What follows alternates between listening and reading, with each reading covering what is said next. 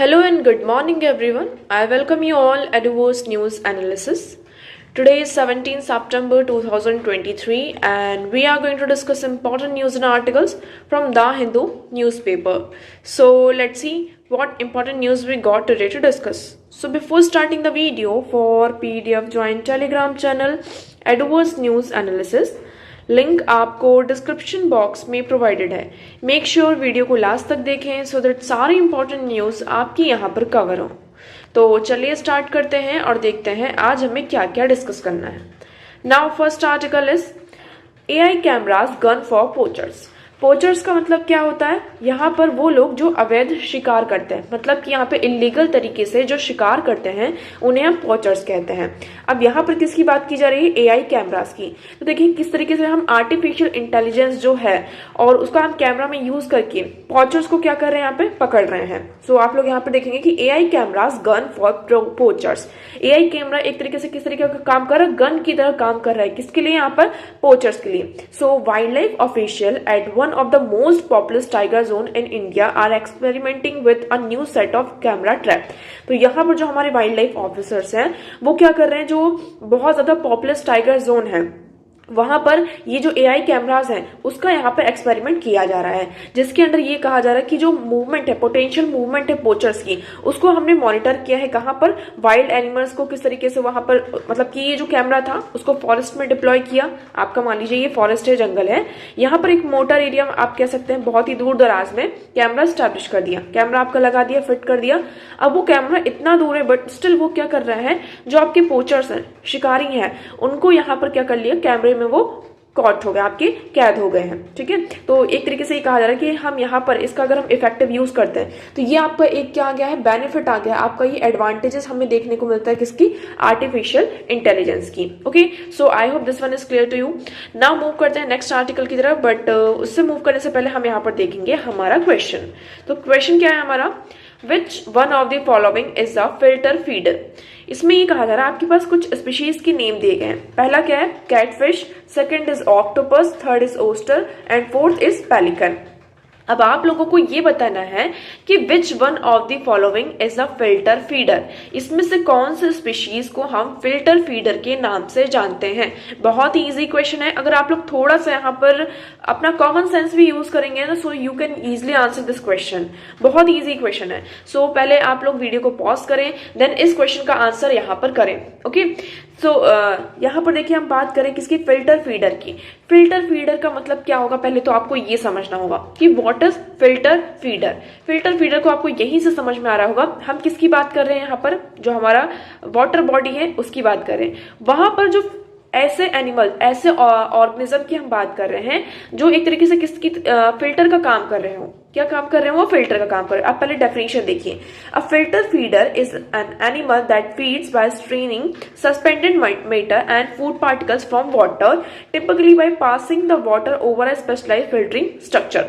तो ये क्या करते हैं, जैसे कि वाटर में आपके फूड पार्टिकल्स होते हैं, है ना, वेस्ट फूड पार्टिकल्स होते हैं और सस्पेंडेड मैटर्स होते हैं, मतलब कि वो चीजें जो अब काम की नहीं है तो उन्हें क्या करते हैं, वो फीड करते हैं. क्या करते हैं? फीड करते हैं. मतलब एक तरीके से उनका वो खाने की तरह होता है कि वो उनका खाना है. ओके, सो उन्हें हम फिल्टर फीडर एनिमल्स कहते हैं. तो ऐसा काम कौन करता है? कैटफिश करती है क्या? ऑक्टोपस करता है, ओस्टर करता है या फिर पेलिकन करता है? सो आप लोग पहले वीडियो को पॉज करेंगे, देन इस क्वेश्चन का आंसर आप लोग कॉमेंट सेक्शन में यहाँ पर करेंगे. ओके, तो हमने फिल्टर फीडर तो समझ लिया. अब हमें यहाँ पर देखना है कि इसमें से कौन सा एनिमल होगा.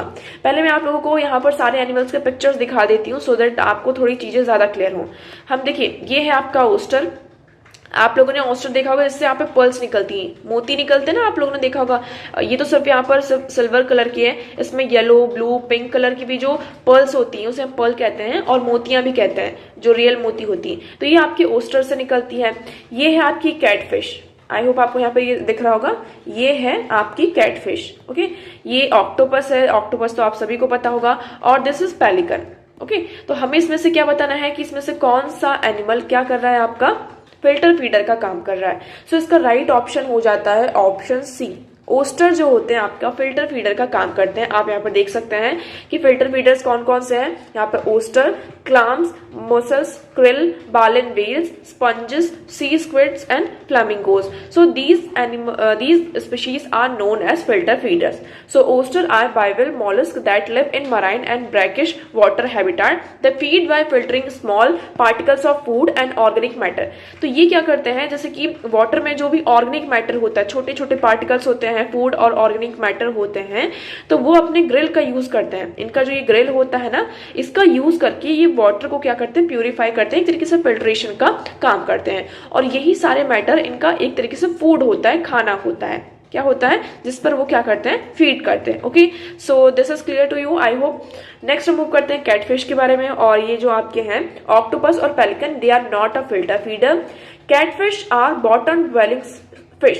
कैटफिश क्या है, आपकी बॉटम ड्वेलिंग फिश है। बॉटम ड्वेलिंग फिश का मतलब होता है कि वो, जैसे कि ये वाटर बॉडी आपकी, तो ये वाटर की मतलब कि एकदम निचले बॉटम में यहाँ पर क्या करती है, आपकी रहती है।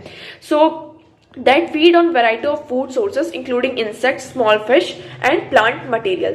और इसका फूड क्या होता है, इसका फूड होता है जो भी आपके छोटे मोटे स्मॉल इंसेक्ट्स होते हैं, स्मॉल फिशेस होती हैं, तो ये उन पर फीड करते हैं। कौन, ये कैटफिश। तो आपको यहाँ पे याद रखना है कैटफिश, इसका नाम क्यों, आप देखेंगे यहाँ पे इसको छोटे छोटे ये हेयर लाइक स्ट्रक्चर आपको दिख रहा है। सो ये कैटफिश में आपका ऐसा होता है। ऑक्टोपस के आपके कार्निवोरस है, predators. So they Hunt and capture there pray using tentacles. तो इनके जो ऑक्टोपस के ये टेंटिकल्स होते हैं ना, तो ये कार्निवोरस है ना। कार्निवोरस मतलब कि ये सिर्फ जो एनिमल्स हैं, इंसेक्ट्स हैं, है ना, लिविंग थिंग्स है, उनको यहाँ पर ईट करते हैं। ये प्लांट्स को नहीं खाते हैं, तो ये कार्निवोरस है, पहले तो आपको ये पता चलिए। और इनकी जो टेंट्रिकल्स होते हैं, इसका यूज करके वो क्या करते हैं, फीड करते हैं। पेलिकन्स की बात करते हैं। पेलिकन आपकी एक सी बर्ड है। ये क्या करती है, इसकी जो ये लंबी सी बीक है, इसको चोंच कहते हैं हम, है ना, इसका यूज करके वो यहाँ पर फिश को पकड़ती है और उससे फीड करती है। तो फिश इसका फूड होता है। So I hope this question is clear to you. Now move करते हैं नेक्स्ट क्वेश्चन की तरफ। तो आज का हमारा सेकंड क्वेश्चन है, the 9th schedule was introduced in the Constitution of India during the Prime Ministership of। हमें ये बताना है, क्वेश्चन को आप लोग ध्यान से पढ़िएगा, बहुत ही इजी क्वेश्चन है। क्वेश्चन ये कह रहा है कि 9th schedule was introduced in the Constitution of India।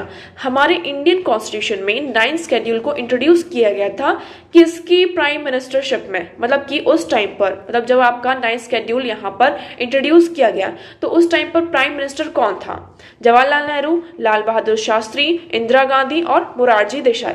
तो इसमें से कौन सा राइट ऑप्शन होगा, आप लोग फटाफट कमेंट सेक्शन में यहाँ पर कमेंट करके बताएंगे। नेक्स्ट हम मूव करते हैं, नेक्स्ट क्वेश्चन है, कंसिडर द फॉलोइंग स्टेटमेंट्स। आपको इन स्टेटमेंट्स को अच्छे से पढ़ना है। पहली स्टेटमेंट क्या कह रही है, some species of turtles are herbivorous. इसमें ये कह रहा है कि कुछ स्पीशीज होती हैं टर्टल्स की, वो हार्बीवोरस होती हैं। हार्बीवोरस का मतलब क्या होता है, यहाँ पर वो एनिमल्स जो सिर्फ प्लांट्स को खाते हैं, मतलब कि जो ग्रीन वेजिटेबल्स और प्लांट्स को यहाँ पर खाते हैं, उसे हम हार्बीवोरस कहते हैं। Okay, some species of fish are herbivorous. यहाँ पर ये कहा जा रहा है कि जो फिश की स्पीशीज होती हैं, कुछ स्पीशीज, हम ये नहीं कह रहे कि पूरी जो फिश की स्पीशीज है वो यहाँ पे हार्बीवोरस होती है, but some species of fish are herbivorous in nature. तो क्या ये स्टेटमेंट आपकी करेक्ट है या इनकरेक्ट, ये आप लोगों को बताना है। नेक्स्ट हमारा, some species of marine mammals are herbivorous. यहाँ पर अगर हम बात करें किसकी, मैराइन मैमल्स की, मैमल्स आपके हो गए, ठीक है। तो इसमें ये कहा जा रहा है कि जो आपके मैराइन, आपके वाटर में पाए जाने वाले जो मैमल्स होते हैं, क्या वो हार्बीवोरस होते हैं।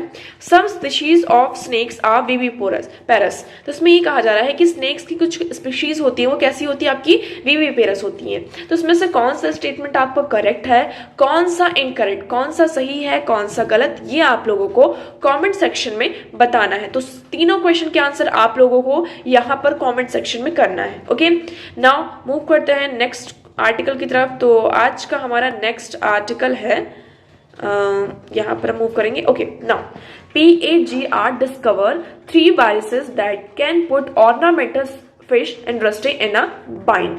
अब यहाँ पर हम किसकी बात कर रहे हैं, ऑर्नामेंटल फिश इंडस्ट्री की। हमें यहाँ पर ये जो आपकी ऑर्नामेंटल फिश होती हैं, इसमें 3 वायरसेस हमने क्या किया, डिस्कवर किया। किसके द्वारा डिस्कवर किया गया, PAGR। PAGR is the centre for peninsula and marine fish genetic resources. ये क्या करते हैं, एक आपका जो ICMR है, हम किसकी बात कर रहे हैं, ICAR, ठीक है, तो उसका national bureau of fish genetic resource इसका एक पार्ट है। ये आप लोगों को याद रखना है कि हमारा जो ICAR है इसका एक पार्ट ये अभी इनोग्रेट हुआ है। PAGR जो है ना, इसका अभी इनोग्रेशन अभी इसी साल हुआ है PAGR का। तो इसका फुल फॉर्म आप लोगों को पता होना चाहिए, peninsula and marine fish genetic resources. तो इनका काम क्या होता है कि जो आपकी फिशेस हैं उनमें यहाँ पर वो क्या करते हैं, डिस्कवरी करते हैं कि कोई बीमारी तो नहीं हो रही है, यहाँ पर कोई जेनेटिक प्रॉब्लम तो नहीं हो रही है। इसी के चलते PAGR ने क्या डिस्कवर किया है, 3 वायरसेस को डिस्कवर किया है, जिन्होंने ये कहा उसके कारण क्या हो सकता है कि जो आपका ऑर्नामेंटल फिश इंडस्ट्री है ना, जहां पर हम ऑर्नामेंटल फिश की जो इंडस्ट्रीज है उनको एक तरीके से बांध सकती है, और जिसके कारण एक सब्सटेंशियल इकोनॉमिक लॉसेस हमें यहाँ पर देखने को मिल सकते हैं हमारे फार्मर्स को और ट्रेडर्स को, जो आपकी ऑर्नामेंटल फिश है उनका यहाँ पर ट्रेडिंग करते हैं और इनके यहाँ पर फार्मिंग करते हैं। तो ये 3 आपके कौन कौन से वायरसेस हैं, इसका नाम आप लोग बहुत अच्छे से याद रखेंगे। पहला है आपका infectious spleen and kidney necrosis virus. कौन सा? Infectious spleen and kidney necrosis virus. Second है आपका साइप्रिनेट हाइप्रेनस वायरस 2। थर्ड है आपका carp oedema virus that they can threaten the ornamental fish industry. तो ये 3 वायरस हमें यहाँ पर मिले हैं। ठीक है, आप इन तीनों वायरस के नाम कहीं पर लिख सकते हैं, नोट्स बना सकते हैं, तो और आपको इनको याद रखना है। ये इतने ज्यादा डेंजरस है, मतलब कि इससे क्या हो रही है, जो फिश है इनकी जो मोर्टेलिटी रेट है वो बहुत ज्यादा हाई है। इसके कारण जो वेरियस डिसीज हैं वो यहाँ पर फैल रही हैं, किसमें? ऑर्नामेंटल फिशेस में, जिसके कारण जो फार्मर्स है वो बहुत ज्यादा भी चिंता में है। तो अभी ये कहा जा रहा है कि यहाँ पर कुछ रेगुलेटरी अथॉरिटीज हैं, यहाँ पे स्ट्रेटेजीज यहाँ पे लेकर आ रहे हैं, जिससे हम क्या कर सके, ये जो आपका वायरस है इससे हम इस चीजों को, ऑर्नामेंटल फिश को प्रिवेंट कर सके। अब हम बात कर लेते हैं ऑर्नामेंटल फिश की। तो ornamental fishes of India contributing about 1% of total ornamental fish trade. These fishes are exported to the ton of tunes of 54 tons having the value of rupees 13.08 crore in 2020 and 21।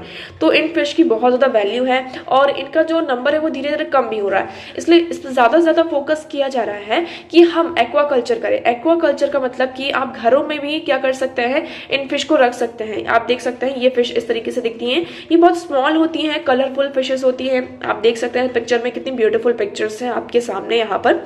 सो ये small beautiful picture मतलब कि fishes होती हैं। तो आप देख सकते हैं ornamental fish culture is a culture of attractive colorful fishes of various characteristics which are reared in confined aquatic system। अब यहाँ पर ये जो फिशेस होती हैं ये आपको दिख रही होंगी कि हाँ हमने तो देखा है, लेकिन ये बहुत ज़्यादा रेयर होती हैं। आपका जो एक्वाटिक इकोसिस्टम होता है ना, तो उसमें कन्फाइंड होती हैं और बहुत ही रेयर तरीके से होती हैं। पहली बात तो ये, इसलिए इसे हम लिविंग ज्वेल्स की तरह क्या करते हैं, ट्रीट करते हैं, और इन्हें हम लिविंग ज्वेल्स भी कहते हैं। यहाँ पर हम बात करते हैं there are more than 30,000 fish species, जो आपकी ये ऑर्नामेंटल स्पीशीज है फिश की, वो यहाँ पर रिपोर्ट की गई हैं around the world. Okay, and of this 800 belong to ornamental fishes। most of the ornamental fishes survive in fresh water। और ज़्यादातर जो आपकी ये फिश होती है कहाँ सर्वाइव करती हैं, आपकी फ्रेश वाटर में सर्वाइव करती हैं। So the centre for peninsula and aquatic genetic resources a unit of ICAR National Bureau of Fish Genetic Resource is working towards the conservation and sustainable utilization of fish genetic resources in Peninsula India। तो यहाँ पर जो PAGR ये एक unit है किसके अंदर, ICAR national bureau of fish genetic resources के अंदर। इनका काम क्या है, ये काम करते हैं कि हम ये जो आपका फिश जेनेटिक रिसोर्सेज है इसको हम कंजर्व करें और इसका एक सस्टेनेबल तरीके से यूटिलाइजेशन हो in the peninsula India. Okay, तो मेनली ये केरल में आपको देखने को मिलेगा और तमिलनाडु, आंध्र प्रदेश, यहाँ पर आपको ये यूनिट देखने को मिलती है। Okay, so I hope this article is clear to you. Move करते हैं नेक्स्ट वन की तरफ। सो देखिए ये वाला जो आर्टिकल है आपका, India middle east Europe corridor to have multiple routes but hurdle remains. अब इसमें इस आर्टिकल को और एक लास्ट पेज में सेम आर्टिकल है, हम इसे कंबाइन करके यहाँ पर डिस्कस करेंगे। तो यहाँ पर हमें पता है कि आपका जो G20 समिट हुआ था उसकी साइडलाइन में क्या हुआ, India middle east European union corridor ये आपका आया है। इसमें यहाँ पर आपका मुंबई से यहाँ पर हम जाएंगे और ये आपका एक पूरे कॉरिडोर होगा, जो कि आपका जो ये गल्फ कंट्रीज है, इंडिया, यहाँ पर आप देखेंगे इंडिया, ये गल्फ कंट्रीज हो गई, और यहाँ पर जो आपका यूरोप है, यूरोपियन यूनियन है, इसको यहाँ पर एक तरीके से क्या करेगा, कनेक्ट करेगा थ्रू सी रूट और रेल रूट। आपको ये याद रखना है, हम रोड का यहाँ पर यूज नहीं कर रहे हैं, हम किसका यूज कर रहे हैं यहाँ पे, सी रूट का और रेल रूट का यहाँ पर यूज कर रहे हैं। So several ports including 3 in India and 1 in Israel has been shortlisted. There are missing links in many of proposed routes. Though rail connectivity is being upgraded in West Asia, common standards should be maintained in construction and technology across the IMEC. तो यहाँ पर कुछ मतलब problems कहाँ आ रही है, हमें ports में प्रॉब्लम आ रही है। अब इसके बारे में पहले हम देखेंगे। अगर आप लास्ट पेज में यहाँ पर हम मूव करते हैं तो किस तरीके से ये हमारे ट्रेड को इम्पैक्ट करेगा, ये जो आपका मिडिल ईस्ट कॉरिडोर है किस तरीके से यहाँ पे इम्पैक्ट करेगा। तो सबसे पहले आपको इसका वो देखना है, इंट्रो देखना है। तो ये क्या है, आपका MOU है, किसके बीच में साइन हुआ है, ये हमें ये भी याद रखना है। So other than the two co chair of the event, prime minister Narendra Modi and US president Joe Biden signatory. इसमें पहले हम देखेंगे आपके नरेंद्र मोदी जो है और US प्रेसिडेंट जो बाइडन, और इसमें सिग्नेटरी कौन कौन से, Saudi Arabia, UAE, European union, Italy, France, Germany. तो ये किसके पार्ट है आपकी, इस मेमोरेंडम ऑफ अंडरस्टैंडिंग इस कॉरिडोर के पार्ट है। ये व्हाट इज कॉरिडोर, कॉरिडोर क्या है आपका, ये कंसिस्ट करता है आपका rail road ship to rail network. ये आपका क्या है, शिप टू रेल नेटवर्क है, आपको ये याद रखना है। ये कोई रोड वाला रूट नहीं है कि हम रोड के थ्रू यहाँ पर जा रहे हैं, रोड कनेक्टिविटी तो है बट रोड के साथ साथ हम जो हमारे रेल और आपका जो सी रूट है वाटर कनेक्टिविटी, इसको इनहेंस करने के लिए इस कॉरिडोर को बनाया जा रहा है। So the proposed IMEC bill consist of rail road ship to rail network, road and sea and road transport routes and network extending across 2 countries while the east corridor will connect India. इसमें क्या होगा, जो आपका east corridor है वो India से connect होगा gulf की तरफ, और नदर्न पार्ट में अगर आप आगे और बढ़ेंगे तो ये क्या करेगा, गल्फ टू यूरोप। हम इसका मैप देखते हैं, आपको ज्यादा क्लियर होगा। सो इसका मैप यहाँ पर आप देखेंगे, ये इंडिया है, इंडिया से ये हमारा ईस्ट कॉरिडोर है, ये आपका यहाँ से ये जो कॉरिडोर है ये आपका ईस्ट कॉरिडोर है, जिससे इंडिया और जो आपका ये अरेबियन गल्फ है इसको ये कनेक्ट करेगा, तो इसे हमने ईस्ट कॉरिडोर कहा। फिर हम बात करते हैं किसकी, नदर्न कॉरिडोर की। तो नदर्न कॉरिडोर से यहाँ पर जो आपकी गल्फ कंट्रीज हैं और आपका यूरोपियन यूनियन है, यूरोप है पूरा, उससे यहाँ पर क्या किया जाएगा, कनेक्ट किया जाएगा। तो आई होप आपको यहाँ पे क्लियर हो रहा होगा कि व्हाट इज ईस्ट कॉरिडोर और व्हाट इज नदर्न कॉरिडोर, है ना। तो ईस्ट कॉरिडोर से आपका अरेबियन गल्फ और इंडिया कनेक्ट होगा, ये आपको याद रखना है। और नदर्न कॉरिडोर से आपका गल्फ कंट्रीज जो भी आपका अरेबियन गल्फ है और यूरोप है वो यहाँ पर कनेक्ट होगा। तो आपको ये 2 चीज यहाँ पर याद रखनी है। अब उसके बाद क्या है इसमें, उसके बाद ये है कि किस तरीके से यहाँ पर ये रिवाइज हुआ। तो इसमें सजेशन दिया गया है कि हमारा ये प्रॉमिस है to beacon the cooperation, innovation and share progress. हमें यहाँ पर इनोवेशन लेकर आना है, कॉपरेशन करना है और प्रोग्रेस को एक शेयर्ड प्रोग्रेस चाहिए, मतलब कि सारी कंट्रीज एक साथ सामने आए और हम क्या करें, यहाँ पर प्रोग्रेस करें। सो यहाँ पर ये कहा गया है, जो president of the European commission है उन्होंने भी ये कहा कि ये कॉरिडोर क्या है, said that the corridor was more than a just a railway और cable, it is a green and digital bridge across continent and civilisation. उन्होंने ये कहा, देखिए ये जो स्टेटमेंट्स है ना आपके लिए बहुत ज्यादा इंपॉर्टेंट हो जाती हैं। सो मेक श्योर आप इन स्टेटमेंट्स को पढ़ें और आप इन्हें एज अ क्वेश्चन भी क्या कर सकते हैं, यहाँ पर ले सकते हैं। अभी आप लोगों के यहाँ पे एग्जाम्स चल रहे हैं, मेंस चल रहे हैं यूपीएससी के, तो कई बार ऐसे जो स्टेटमेंट्स होते हैं ना डायरेक्टली एग्जाम में दे दिए जाते हैं और उसे कहा जाता है कि आपको इसे एक्सप्लेन करना है। तो उसमें ये कहा जा रहा है, आपको क्वेश्चन कैसे दिया जा सकता है कि आपका जो ये कॉरिडोर है ना, हम किसकी बात कर रहे हैं यहाँ पर, कॉरिडोर की बात कर रहे हैं कि IMEC क्या है, आपका एक कॉरिडोर है। So more than just railway और cable, it is a green and digital bridge across continent and civilization. ये क्या है, सिर्फ एक केबल नहीं है कि हम क्या करें, सिर्फ रोड बना रहे हैं और वहां से आपकी रेल जा रही है, ठीक है।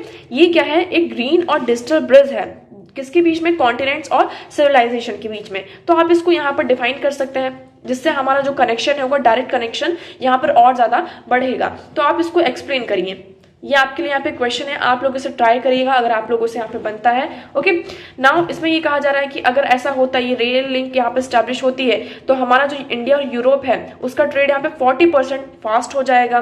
और ये भी कहा जा रहा है, ये तो बेनिफिट्स हमने देख लिए, उसके साथ साथ ऑन द अदर हैंड ये कॉरिडोर सजेस्ट किया जा रहा है कि कॉम्पिटिशन है किसके लिए, यहाँ पे चाइना का जो BRI प्रोजेक्ट है, आपका चाइना का बेल्ट एंड रोड इनिशिएटिव है, तो उसके अगेंस्ट में ये कॉरिडोर आपका यहाँ पर हम कह सकते हैं। इसीलिए हमने देखा था कि चाइनीज मीडिया थी उन्होंने कोई भी यहाँ पे इंथुजियाज्म यहाँ पर इस प्रोजेक्ट में, इस कॉरिडोर में यहाँ पर नहीं दिखाया है। सो एक तरीके से ये क्या है, आपका जियोपॉलिटिक प्ले है यहाँ पर चाइना के द्वारा। ऐसा कहा जा रहा है कि BRI from the Indo Pacific to West Asia to further economic and political influence particularly on sovereign and relatively unstable economies. तो चाइना यहाँ पर एक तरीके से ये कह रहा है कि उसका जो BRI प्रोजेक्ट है वो इंडो पैसिफिक और वेस्ट एशिया को कनेक्ट करने का है, जिससे वहाँ पे इकोनॉमिक और पॉलिटिकल इन्फ्लुएंस हो सके और पर्टिकुलरली यहाँ पर जो अनस्टेबल इकोनॉमीज हैं उन्हें यहाँ पे स्टेबल किया जा सके। अब इसके बारे में हम और देख लेते हैं। तो how does this affect Israel and gulf ties. इसमें ये कहा जा रहा है कि ये जो आपका कॉरिडोर है वो किस तरीके से यहाँ पर इजराइल और गल्फ टाइज को यहाँ पर अफेक्ट करेगा। So Saudi Arabia and Israel do not have diplomatic ties. आप सभी को पता है कि इजराइल और सऊदी अरेबिया के बीच में कोई भी डिप्लोमेटिक टाइज नहीं है, बहुत ही अच्छे से हमें ये पता है। Primarily because of differences of opinion and Israel Palestine conflict. यहाँ पर ऐसा क्यों नहीं है, क्योंकि यहाँ पर जो अभी ऑनगोइंग हमारा कॉन्फ्लिक्ट चल रहा है किसके बीच में, इजराइल और पैलेस्टीन का जो कॉन्फ्लिक्ट है, तो यहाँ पे सऊदी अरेबिया एक तरीके से इजराइल को सपोर्ट नहीं करता है। So Israel has official but in fact यहाँ पर अगर हम देखेंगे इजराइल की ऑफिशियल टाइज है किसके साथ, इजिप्ट के साथ, जॉर्डन के साथ, यूएई के साथ, बारहेन के साथ, मोरक्को के साथ, अरब रीजन में यहाँ पर जितने भी मतलब ये कंट्रीज हैं उनके साथ इजराइल के टाइज हैं, बट सऊदी अरेबिया के साथ नहीं है। तो यहाँ पर थोड़ा सा ही जो ट्रांजिट ऑफ नेटवर्क है वो हमें यहाँ पर दिखाई देने को मिल सकता है। थोड़े से इन फ्रंट्स में हमें यहाँ पर चेंजेस दिखाई देंगे, तो ये थोड़ी सी हमारे लिए प्रॉब्लम भी बन सकता है और शायद इसके कारण कोई बेनिफिट भी हमारे सामने निकल के आ सकता है। शायद यहाँ पर जो अरब स्टेट्स हैं और इजराइल के जो रिलेशन है वो नॉर्मलाइज हो जाए इस टाइज के कारण, इस कॉरिडोर के कारण। तो अभी हमें फर्दर देखना है इसमें आगे क्या निकल कर आता है, बट आई होप यहाँ पर हमने जितना भी ये डिस्कस किया आपको ये मिडिल ईस्ट कॉरिडोर इसके बारे में सारी चीजें क्लियर होंगी। ओके, नाउ मूव करते हैं नेक्स्ट वन की तरफ। सो हमारा नेक्स्ट आर्टिकल है okay, so Kuno cheetah to be release into the wild in winter with collar on. अब यहाँ पर आप सभी को पता है कि हमने क्या किया था, नामीबिया से 8 और साउथ अफ्रीका से 12 चीतास को क्या इंडिया में लेकर आए थे। इंडिया में कहाँ, कूनो नेशनल पार्क, कहाँ पर है ये आपका, MP में है। ओके, नाउ क्योंकि इंडिया की अगर हम बात करें तो 1947 के बाद से इंडिया में क्या हो गए थे, चीता पूरी तरीके से एक्सटिंक्ट हो चुके थे। हमने 1951 में इसे अनाउंस कर दिया था कि इंडिया से चीता क्या हो चुके हैं, आपके एक्सटिंक्ट हो चुके हैं। हमने फिर से यहाँ पे चीता रीइंट्रोडक्शन प्रोग्राम के थ्रू चीतास को रीइंट्रोड्यूस किया है इंडिया में। तो हमने नामीबिया से 8 चीता और साउथ अफ्रीका से 12 चीतास को यहाँ पे बुलाया, बट हमने ये देखा कि जो चीता है इनकी इम्यूनिटी इतनी ज़्यादा स्ट्रांग नहीं होती, जिसके कारण बहुत सारे चीता की यहाँ पर क्या हो चुकी है, डेथ हो चुकी है। इसी के चलते अभी पूरी यहाँ पर इन्वेस्टिगेशन चल रही थी कि किस तरीके से हो रही है, क्यों हो रहा है। तो हमें ये पता चला कि चीता जो है इनके गले में एक कॉलर यहाँ पे सेट किया गया है, जिससे हम चीता को मॉनिटर कर सके कि कहाँ वो जा रहे हैं, उनका मूवमेंट कैसा है, कैसी सारी चीजें हैं। बट उसके कारण हमने ये देखा कि गर्मियों में इंडिया में जो गर्मी का जब सीजन था यहाँ पर अभी, तो उनके कारण गले में उनके आसपास इन्फेक्शन हो रहे थे, जिसके कारण कुछ ये एक रीजन ये बना। दूसरा रीजन ये बना कि चीता की इम्यूनिटी इतनी ज्यादा स्ट्रांग नहीं होती, तो हीट जो इंडिया में था वो उसको सर्वाइव नहीं कर पाए, उनकी इम्यूनिटी इतनी स्ट्रांग नहीं थी, तो ये नेचुरल डेथ थी। मतलब ये कुछ नेचुरल डेथ हमें दिखाई देती है जिसके कारण चीता की डेथ हुई। अब यहाँ पर ये कहा जा रहा है कि विंटर आने वाले हैं और विंटर में यहाँ पे चीताज को क्या किया जाएगा, रिलीज किया जाएगा विद कॉलर्स ऑन। कॉलर्स के साथ उनका पूरा यहाँ पर क्या किया गया है, अभी पूरा टेस्ट किया गया है और ये बिलीव किया जा रहा है कि उनकी कंडीशन अभी यहाँ पर सही है। और कॉलर्स के साथ उन्हें यहाँ पर क्या किया जाएगा, मतलब कॉलर उनका पूरा ट्रीट हो चुका है, अच्छे से ट्रीट किया गया है, चेक किया गया है जितने भी अभी तक, और ये जो भी मेडिकेशन रिक्वायरमेंट थी उन्हें सारी चीज़ें प्रोवाइड की गई हैं जिससे उन्हें कोई प्रॉब्लम ना हो, और उन्हें अब यहाँ पे क्या किया जाएगा, रिलीज किया जाएगा और उनके कॉलर्स यहाँ पर रखे जाएंगे, ऑन रहेंगे, सो दैट हम उनको क्या कर सके, मॉनिटर कर सके। ओके, नाउ मूव करते हैं नेक्स्ट आर्टिकल की तरफ। सो नेक्स्ट आर्टिकल है Canada India trade talks paused over certain issues says Goyal. अब यहाँ पे इंडिया और कनाडा के जो ट्रेड टॉक्स हैं अभी के लिए क्या हो चुके हैं, पॉज हो चुके हैं।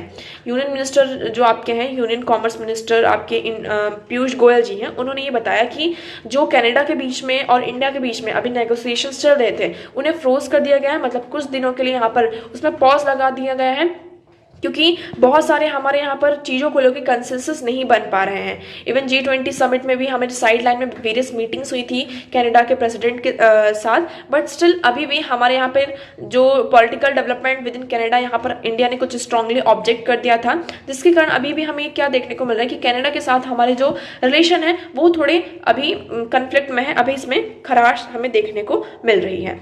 नेक्स्ट मूव करते हैं। नाउ नेक्स्ट आर्टिकल है आपका, why Nipah virus outbreak are occurring only in Kerala. अभी हमने देखा कि निपाह वायरस के जो केसेस थे वो केरल में यहाँ पर थे, 2 थे, 2 के बाद यहाँ पे 3 हुए, 3 से 5 हुए। अभी यहाँ पर कोई भी फ्रेश केसेस हमें निपाह वायरस के नहीं देखने को मिले हैं।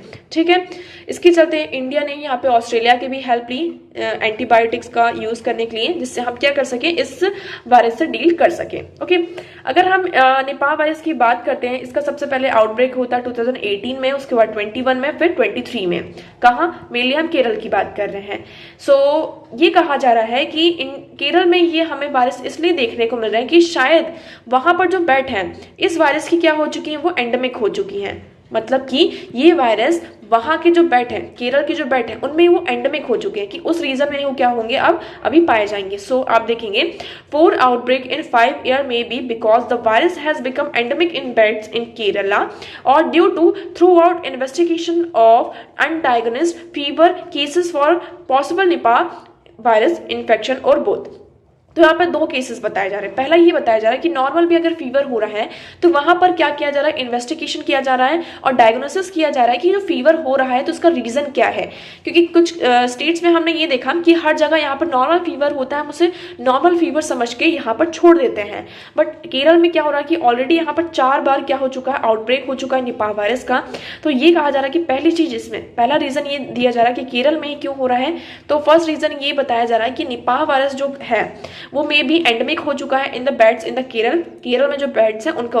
दूसरा, यहाँ पे इन्वेस्टिगेशन बहुत ज्यादा हो रही है कि क्या निपाह वायरस के इन्फेक्शन और भी है केरल में या नहीं, तो उसका इन्वेस्टिगेशन हो रहा है पूरा और डायग्नोसिस किया जा रहा है। इवन जो नॉर्मल फीवर के केसेस भी हैं उनमें भी यहाँ पे, क्योंकि उसका जो सिम्टम आप देखेंगे तो यही है, फीवर ही है, तो ये हमें देखने को मिल रहा है। सो इसलिए ये कहा जा रहा है कि patients with unusual symptoms are treated for Nipah virus. तो यहाँ पर हमें ऐसे कुछ सिम्टम्स दिख रहे हैं जो कि बहुत ही अनयूजुअल है, हमें पहले ऐसे सिम्टम्स देखने को नहीं मिले, तो हम उसे किस में ट्रीट कर रहे हैं, निपाह वायरस के केस में ट्रीट कर रहे हैं, जिसके कारण हमें शायद ये भी देखने को मिला कि जो निपाह के केसेस हैं वो हम केरल में डिटेक्ट कर पा रहे हैं।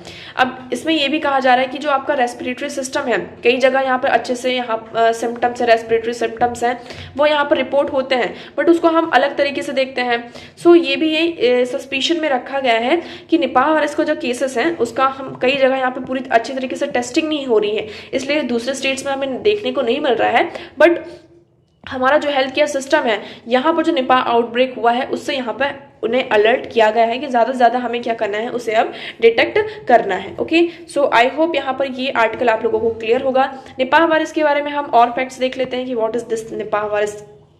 सो निपाह वायरस क्या है, एक जीनोटिक वायरस है, आप सभी को यहाँ पे पता है। जीनोटिक का मतलब है वो वायरस जो एनिमल से आपका ह्यूमन बीइंग में क्या होता है, ट्रांसफर होता है, उसका स्पिल ओवर एनिमल से ह्यूमन बींग्स में होता है। सो उस वायरस को हम कहते हैं जीनोटिक वायरस। ओके, इसका ट्रांसमिशन की अगर हम बात कर रहे हैं तो ये जो वायरस होता है कैसे स्प्रेड होता है, आपका जो फ्लाइंग फॉक्सेस होते हैं और जो फ्रूट बैट्स होते हैं, आप इनकी बात कर लीजिए, ये आपके फ्रूट बैट्स हैं, फ्लाइंग फॉक्सेस, इनमें यहाँ पर वो क्या करता है, एज अ होस्ट बनकर रहता है, मतलब कि ये जो बैट होते हैं होस्टिंग का काम करते हैं, इनके अंदर ये वायरस होता है। So the virus is present in bat urine and potentially bat faces saliva and berthing fluid. तो बैट का जो यूरिन होता है, उसका जो फेसेस होता है, सलाइवा होता है और उसका जो बर्थिंग फ्लूइड होता है, उसमें ये वायरस होता है। फिर धीरे धीरे स्प्रेड होता है दूसरे एनिमल्स में। पहली बार ये स्प्रेड होता है किसके, जो आपके डोमेस्टिक एनिमल्स होते हैं, है ना, जो डोमेस्टिक पिग था उसमें ये पहले फैलता है, जाता है। उसके बाद धीरे धीरे जो अदर हमारे सेवरल स्पीशीज हैं जैसे कि dogs, cats, goats, horses, sheep, इनमें क्या होता है, आपका स्प्रेड होता है। सिम्टम्स की बात करें तो सिम्टम्स में आपको पहले फीवर होता है, हेडेक होता है, ड्राउजीनेस होती है ना, डिओरिएंटेशन, मेंटल कंफ्यूजन। इवन जो पर्सन, इसका जब हम स्टेज बढ़ता जाता है तो मेंटल कंफ्यूजन, कॉमा और पोटेंशियली डेथ तक भी यहाँ पर होती है। सो ये आपका था Nipah virus. Okay, so I hope आपको यहाँ पर एक क्लियर होगा। मूव करते हैं नेक्स्ट वन। तो आपके छोटे छोटे ये स्नैपशॉट्स हैं, इनके बारे में देख लेते हैं। In song birds complex vocal learning predict brain size. तो यहाँ पर ये कहा जा रहा है कि जो सॉन्ग बर्ड्स होती हैं तो उनकी लोकल जो वोकल लर्निंग होती है उससे हम उनका जो ब्रेन है, उनका ब्रेन का साइज प्रिडिक्ट कर सकते हैं। आपको ये समझ में है क्या कि जैसे कि मान लीजिए कुछ बर्ड्स ऐसी होती है उनका जो वोकल होता है, मतलब आवाज बहुत ज्यादा उनकी हाई पिच होती है, मतलब कि बहुत ही तेज होती है। कुछ बर्ड्स की जो सॉन्ग बर्ड्स होती है उनकी जो आवाज होती है, जो वोकल होती है, वो थोड़ी लो होती है, कम होती है। तो उस बेसिस पर हम क्या कर सकते हैं कि जो उन बर्ड्स का ब्रेन साइज है उसको प्रेडिक्ट किया जा सकता है। तो बस इसमें यही बताया जा रहा है। इसी तरीके से ये बहुत ही हमें एक अननोन फैक्ट पता चला है जिससे हम जो कॉग्निटिव हमारी फिनोटाइप्स है उसको हम क्या कर सकते हैं, लर्न कर सकते हैं। नेक्स्ट है हमारा neural network enables autonomous drone to race.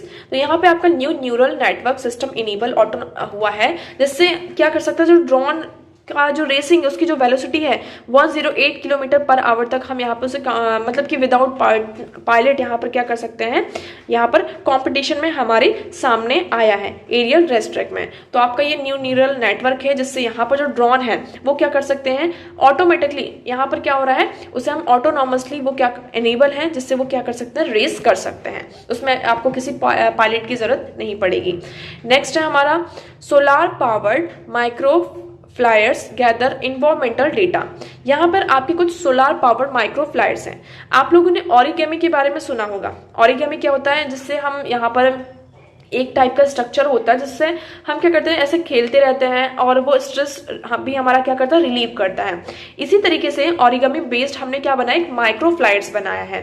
क्या है ये आपका, so new design for solar powered origami based micro flights यहाँ पे बनाया गया है। एक रोबोटिक यहाँ पे डिजाइन होगी जो क्या करेगा, आपके जो सीट्स होते हैं उसमें यहाँ पे फ्लोट करके आपका जो इन्वायरमेंट है, ये रोबोटिक जो डिजाइन होगी वो इफेक्टिव जो डेटा है इन्वायरमेंटल में, जो ट्रांसमिशन का डेटा है, सारी चीजों को ये क्या करेगा, यहाँ पर कलेक्ट करेगा। तो ये आपको आई होप क्लियर होगा। तो ये आपका किस तरीके से इसमें जो डेटा होगा कैसे ट्रांसमिट होगा, इसमें ब्लूटूथ रिसीवर होगा जिससे जो सारी रिकॉर्डिंग यहाँ पर की जाएगी और डेटा आपका यहाँ पर ट्रांसफर होता रहेगा। ओके, तो इसमें कैसा जो मतलब एक तरीके से वो मूव करते रहता है, उसका स्ट्रक्चर आप चेंज करते रहेंगे। जैसे कि मैंने ये पहले ऐसा था, उसके बाद ये ऐसा हो गया, उसके बाद मैंने इसको छोड़ा तो फिर से ये अपने शेप में आ गया। तो इस तरीके से ये मूव भी करता रहता है, इसमें मूवमेंट होता रहता है। आप लोगों को याद होगा, आप लोग पेपर से बना बना के इसे कई बार हम इसे खेलते भी थे, ओरिगामी यहाँ पे बहुत सारे। तो ये आपका ओरिगामी हुआ। ओके, नाउ मूव करते हैं नेक्स्ट आर्टिकल की तरफ। सो हमारा नेक्स्ट आर्टिकल है what is driving the global biofuel alliance. यहाँ पर हम किसकी बात कर रहे हैं, ग्लोबल बायोफ्यूल अलायंस की। सो यहाँ पे एक India lead grouping India lead की यहाँ पे ग्रुपिंग है जिसका हमने नाम किया है आपका बायोफ्यूल अलायंस।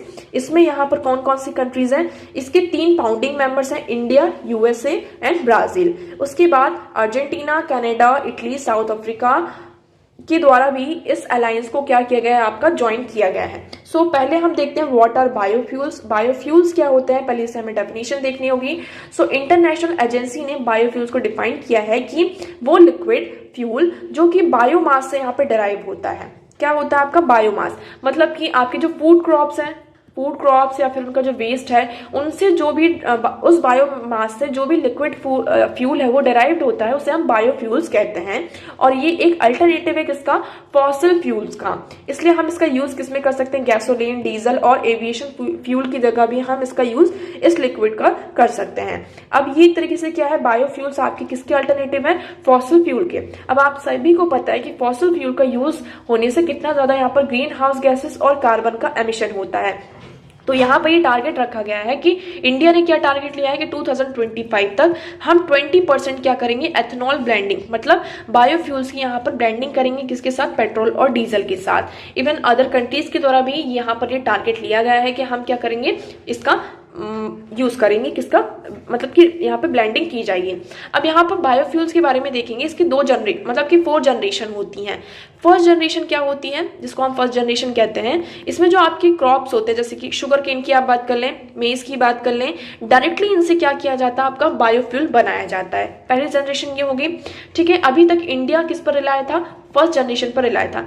सेकंड जनरेशन की अगर हम बात करते हैं, तो सेकंड जनरेशन में क्या होता है, जो भी आपके फूड क्रॉप्स होते हैं उनका यहाँ पर जो वेस्ट बचता है ना, आपके जो हस्क हो गया, जैसे कि हम राइस की बात करते हैं तो आपका जो राइस होता है तो वो डायरेक्टली राइस तो नहीं निकलता, राइस के यहाँ पे हस्क निकलते हैं, है ना, राइस जैसे कि इसके अंदर होता है तो इसका यहाँ पे जो छिलका निकलता है, आप मान लीजिए ये जो पूरा वेस्ट है इसको हम हस्क भी कहते हैं, तो इसका यूज करके जो आपके फूड क्रॉप्स है इनका जो वेस्ट है इसका यूज करके हम क्या करेंगे, बायोफ्यूल्स बनाएंगे, तो वो आपका सेकेंड जनरेशन में आता है। तो अभी तक हम क्या कर रहे थे, यहाँ पर जो हमारी फर्स्ट जनरेशन थी उसका यूज कर रहे थे, लेकिन अब ये जो बायोफ्यूल अलायंस है इसमें कहा गया है कि हमें सेकंड जनरेशन पे ज्यादा फोकस करना होगा, क्योंकि क्लाइमेट चेंज हो रहा है।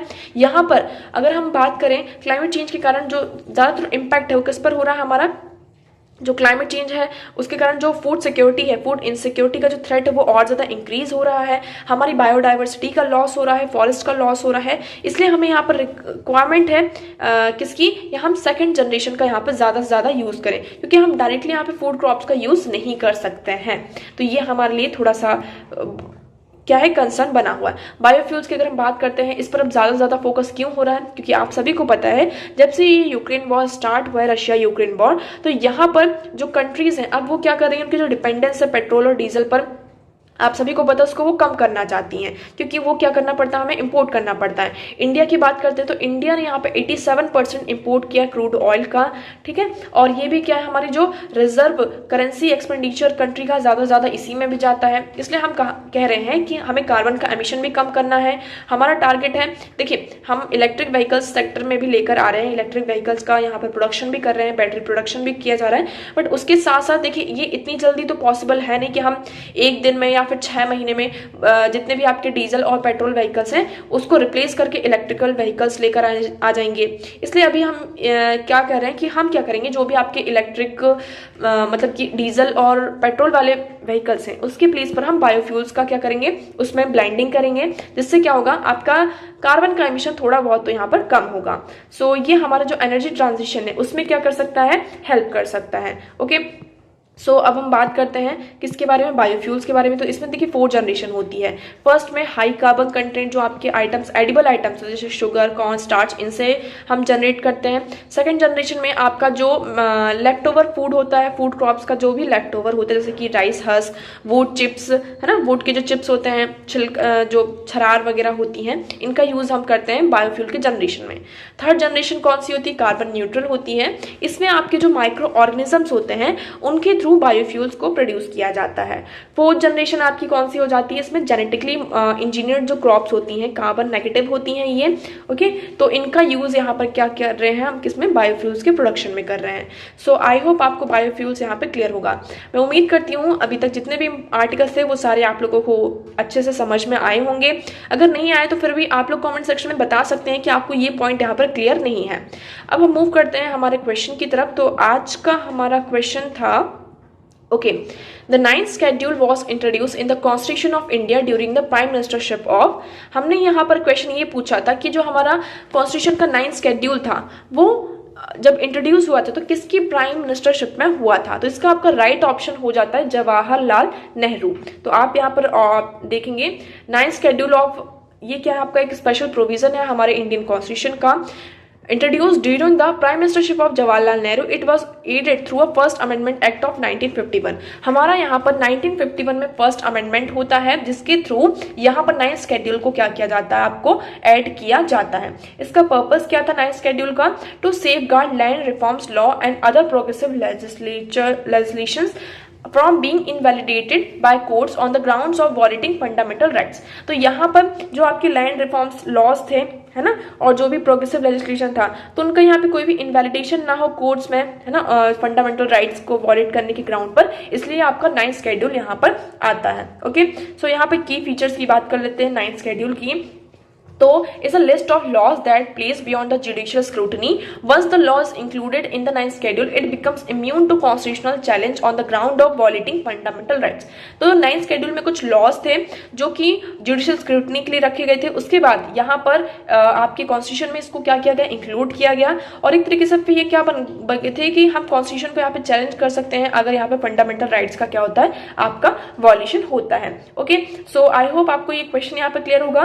क्वेश्चन नंबर अल्फाबेट का आंसर आप लोगों को कल दिया जाएगा, उससे पहले आप लोगों को कमेंट सेक्शन में इस क्वेश्चन का आंसर करना है। सो मैं उम्मीद करती हूँ आप लोगों को सारी चीजें यहाँ पर क्लियर होंगी। अगर आपको कोई डाउट लगता है so you can ask in comment section. Video कैसा लगा कमेंट सेक्शन में एक बार जरूर बताइएगा, एंड वीडियो को लाइक करना, चैनल को सब्सक्राइब एंड शेयर करना ना भूलें। So that's for all today. Thank you so much for discussion.